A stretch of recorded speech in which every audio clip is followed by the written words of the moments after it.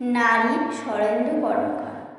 মানুষ কেন বলে মোদের নারীর নিজস্ব নাই কিছু, আমি তো দেখি জগৎ চলছে নারীর পিছু পিছু। বাপের ঘরে লক্ষ্মী আমি, স্বামীর ঘরে অন্নপূর্ণা, ছেলের ঘরে জননী আমি, আমি ছাড়া সংসার অসম্পূর্ণা।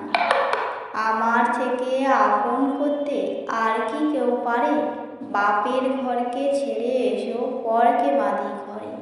গোত্র থেকে গোত্রান্তর যদিও আমি হই, তবুও যেন জননী রূপে সকল দুঃখ সই। ভারত মাতা সেও নারী, নারী জগদ্ধাত্রী। নারী হলো এই জগতের সবার জন্মদাত্রী। পুরুষতান্ত্রিক সমাজ তাই পুরুষকে বড় করে। মহাকাল আমার পদতলে, সাহিত্য চিরকাল। আমি ছাড়া এই জগৎ সংসার সবই হবে অচল।